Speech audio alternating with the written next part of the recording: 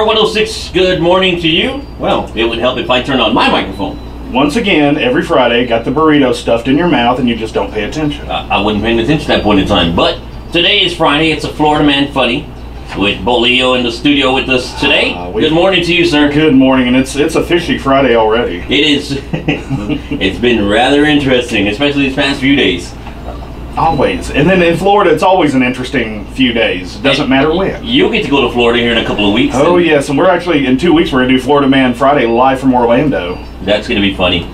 Oh, yeah, I think we just discussed all I got to do is just pick up the Orlando Sentinel and just start reading it.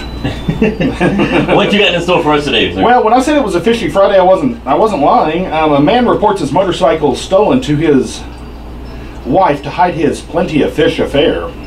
Wayne Weatherstein, a 45-year-old resident of Orlando, met a woman on the dating website Plenty of Fish. I've never seen this one. Right. And the pair hit it off so swimmingly that they agreed to meet for plenty of lovemaking. This would have been a nice tale of internet dating if Weatherstein didn't already have an unsuspecting mainfish back at his home, the barracuda known as his wife. Right.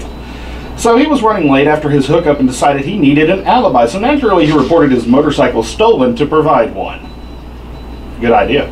He called police and said his bike had run out of gas. He parked it on the side of the road, and then when he returned from the gas station, the bike was poof. It was gone. Oh. Police, however, found a car registered to Weatherstein's wife just a third of a mile away.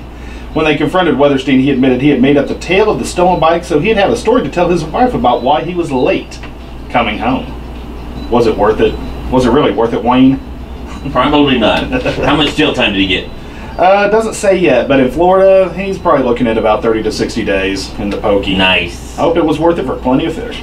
Plenty of fish. And keeping on our fish theme, a truck full of sharks crashes on I-95. Sharks?